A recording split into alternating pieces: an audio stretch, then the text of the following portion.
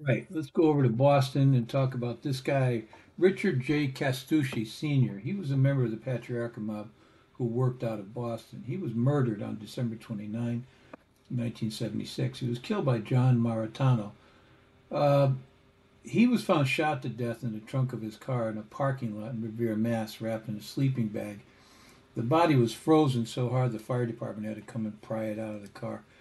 He had been shot in the head at close range. Now, there's some reports that said he was shot once. Others reports says he was shot 4 times, and there's so many on either side. I don't know how many, but it's suffice to say he was murdered. State policeman said whoever shot him had to be a close friend to get so close and kill him without a struggle. His eldest son, Richard Jr., was present. Unfortunately, isn't this horrible? When the trunk, they called him. They said, "We found your father's car," and the family sent him down there. He went down. He was there when they opened the trunk. He said, "I saw my father in a sleeping bag with his head blown off. It was horrible." The boy said his father had paid for him to go to rehabilitation. He had a drug problem, drug addiction, and seeing his father like that sent him into a spiral, and he started to use drugs again. He said it destroyed me.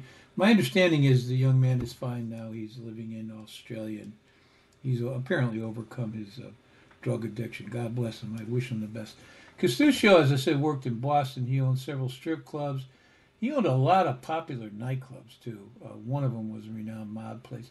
He was involved with illegal gambling was his thing. He had been arrested on charges of loan sharking, but gamble is what he did. In 1969, it was a raid at a casino where Castucci and 6 other Americans were charged in London with running a multi-million-dollar illegal gambling operation.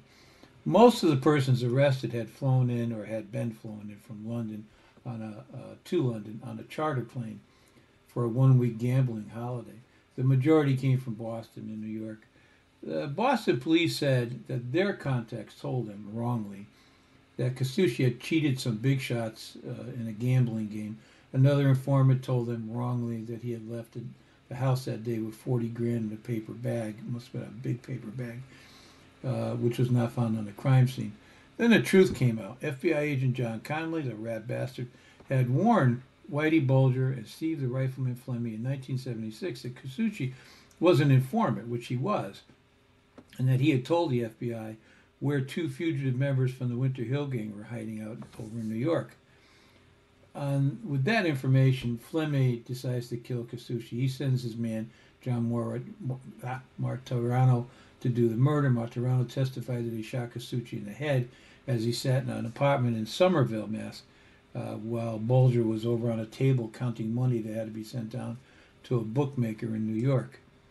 A district judge eventually ruled that the government was liable for Castucci's murder. It was really because the FBI had been so negligent in handling Bulger and Fleming, and they hired a guy like Conley, so explain that. In 2009, a judge ordered the federal government to pay his family, Castucci's family, $6.25 million.